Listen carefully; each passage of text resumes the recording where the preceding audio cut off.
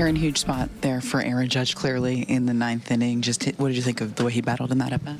Yeah, great at-bat, a lot of close pitches, and able to get a good piece of it there to nail down the victory.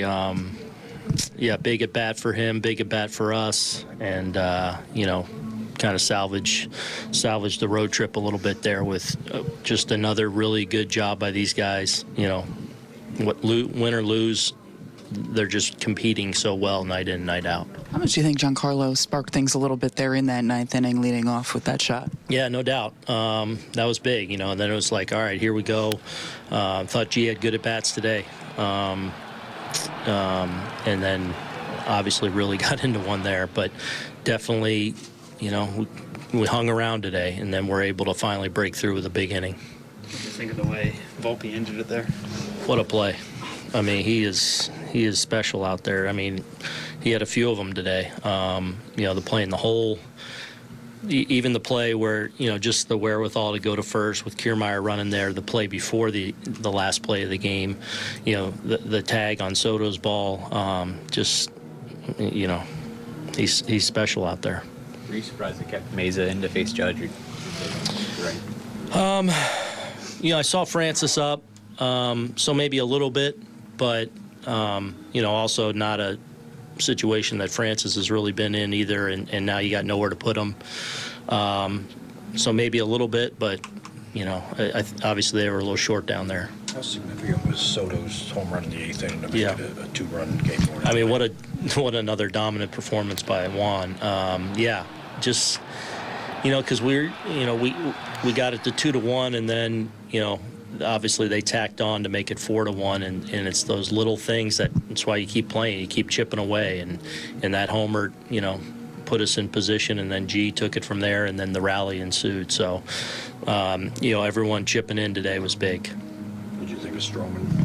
I thought Stroh was good, you know, especially coming off the last outing where, you know, he just was struggling to find his delivery and his command. I thought today he commanded it well. You know, obviously the mistake to Varsho, you know, I think he's trying to front hip the sinker and just left it right out over the plate for him. And then Bichette, the ball he hit for the double off the fence, you know, maybe a bit of a mistake, but otherwise around that I thought he was really sharp. I think it was one of those at-bats, especially right-handed against the lefty. Yeah, really good. A couple good plays in the field for Oswaldo, too.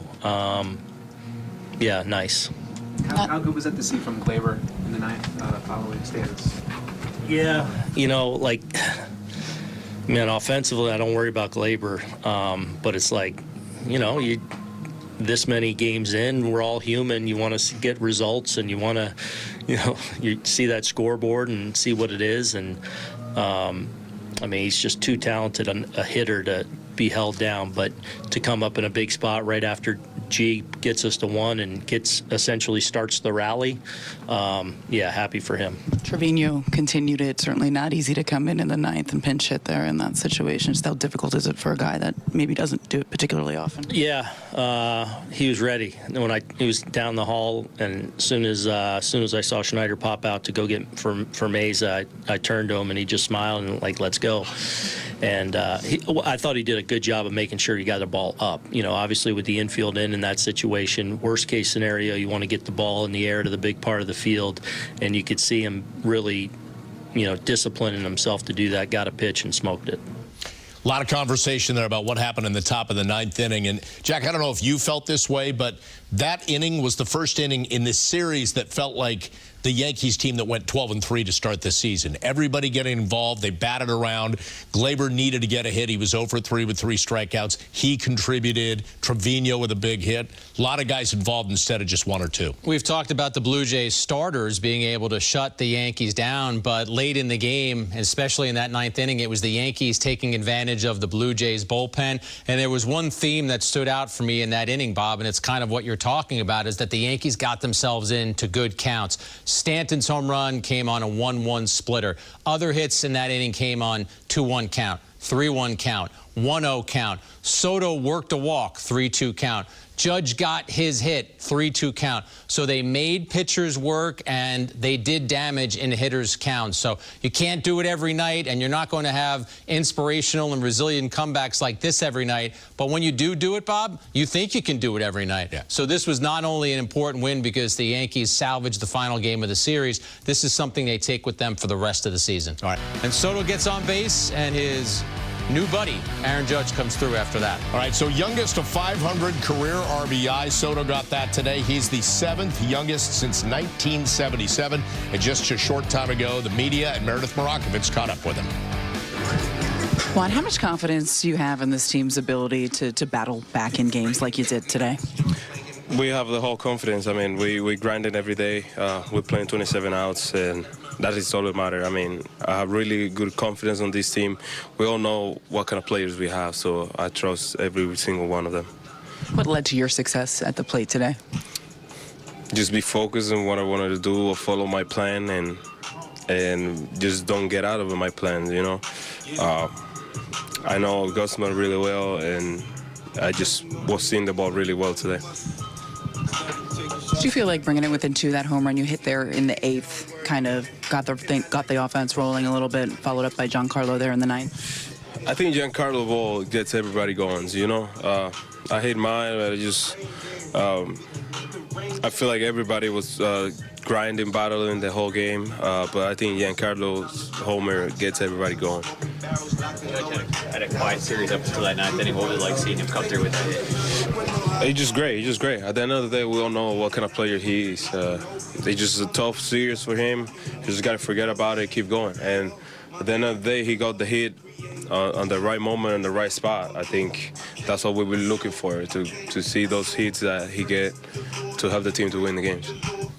Jack literally said this to me as we detailed everything that happened in that dramatic top of the 9th, the Yankees scoring 4. He's like, we haven't talked that much about Soto yet. And you were right, but we're talking about him now because of all the things we did, and we detailed in that highlight rip of everything he did both at the plate and then defensively and right. Yeah, you watch him and you're just amazed with everything that he does offensively. And I think the defense has been an added plus for the Yankees. But Juan Soto is an artist at the plate. I've used that phrase here. I've used it on Twitter/X. You watch his approach at the plate, and it is just so detail-oriented. He dictates what is going to happen in the at-bat. And if you look at that graphic that we just ran, it was pretty amazing. He's reached base 43 times in the first 19 games. The only other Yankees to do that, Ruth, Dickey, Mantle, DiMaggio, and Jeter. So basically, if you had a Yankee Mount Rushmore and you put 10 players on there, those guys would be on there. So Juan Soto's career is on a Hall of Fame trajectory. The Yankees are getting to enjoy that and relish in that right now. And what he did today was so important to them coming back and winning this game. And just a quick follow to that walk in the 9th, because, Jack, he could have had the mindset, listen, I love Aaron Judge, but he's just not getting it done in the series. I got to be the man here. He wasn't. He took his walk. He allowed Judge to do his thing. Yeah, you have a pitcher who's on the ropes and who's trying to get you to swing at pitches out of the zone. Now, do you ever get hits on pitches out of the zone? Of course. You can hit a home run on a pitch that might be 4 or 5 inches outside. But Juan Soto is a disciplined hitter, and he also has trust in the Yankees who follow him. So anyone who has watched him closely and has provided an informed opinion knows that this is who Juan Soto is. He is not going to stray out of the zone because that's what the pitcher wants you to do. What did I say earlier about Meza? Within that at-bat, he threw Juan Soto 4 sliders.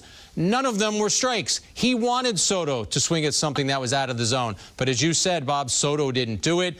Bases are loaded. That heightens the pressure on the pitcher, and Meza could not retire Judge. So, and his pitch selection, well, the sinker was the pitch he went to most often, but the Jays, who had a very good series hitting, went 4 for 8 against it. He also gave up a couple walks with that pitch, so he mixed it a little heavier on perhaps on the slider and the slurve and the splitter. Here's Stroman now breaking down his outing today.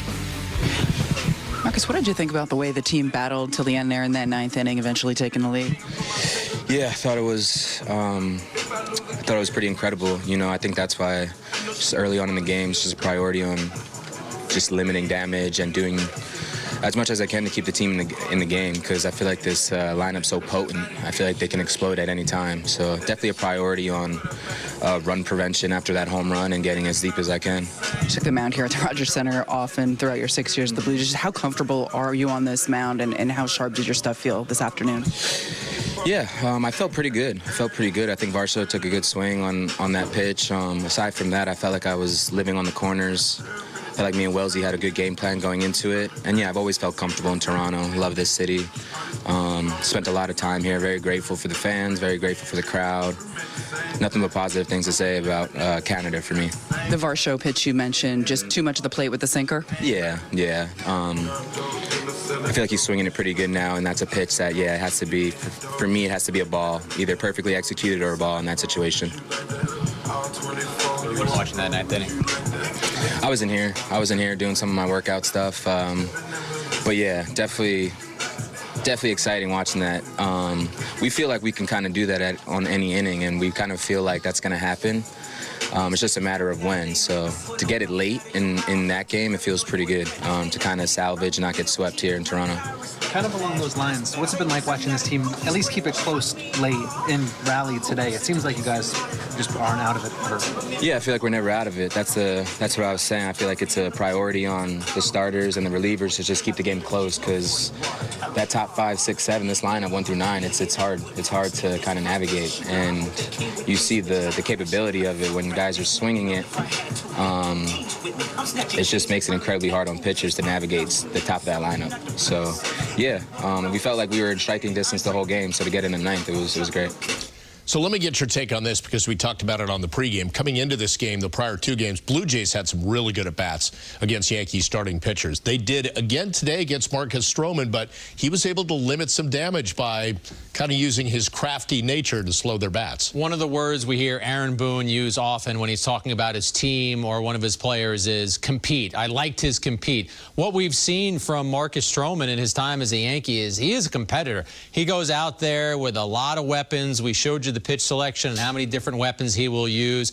And even if he does get in some trouble, he usually figures out a way to wriggle through it. He talked about that pitch to Varsho. That was clearly a mistake, and he would love to have that back. But, Bob, he ends up retiring 11 of the last 13 batters he faced. He got 16 outs. 10 of those were on the ground. That's who Stroman is. He's going to get a lot of ground outs. He's not typically going to give up a lot of home runs, although he gave up 1 today. He helped keep the Yankees in this game until the offense resurrected itself late in the game. The untold story of the way they battled in their at-bats, especially late in the game, to score 4 in the top of the 9th and win it 6-4. And, of course, you look at Aaron Judge's line, 1 for 5, but that one hit a big 2-run single to help put him ahead. Let's hear from Judge. More now, post-game with media. It's a tough at-bat. You know, he's got a great sinker that he uses down the zone, kind of a slider cutter that he uses off of that down and in to kind of play off it. So, you know, in that situation, just put the ball in play. You know, try to do something, try to create something. You know, guys all in front of me were having great at-bats to kind of lead to that moment and, you know, get us in that situation. So, you know, once you step in there, just, you know, have some fun and try to take a good swing. His ability to just hang around, fight, scrap back. I think it's just a confidence in each other. You know, we look around this room every single day in this clubhouse, and we just, you know, it's a lot of dogs, like Doogie says in here. You know, just guys that have, you know, they don't quit. You know, they have good at-bats all the way to the end. Guys come out of the bullpen giving us big outs. So, you know, I think it's just confidence in each other that if you don't get the job done, I know the guy behind me will. Stanton's home run give a lift to everybody. It looked like everybody just sort of sat up after that, and it took off from there. Yeah, he damn near hit it out the stadium, so I think that's what got everybody going. But, yeah, all game I felt like we were a little flat, you know, offensively, even on defensively. And, you know, then, you know, we were talking, you know, every single inning, hey, just pick it up a notch, pick it up a notch. And then finally, you know, Big G stepped up, and you know, he picked it up a notch for us. So I think that really got us going. Did you think they might bring in the righty to face you, or were you planning on Mesa?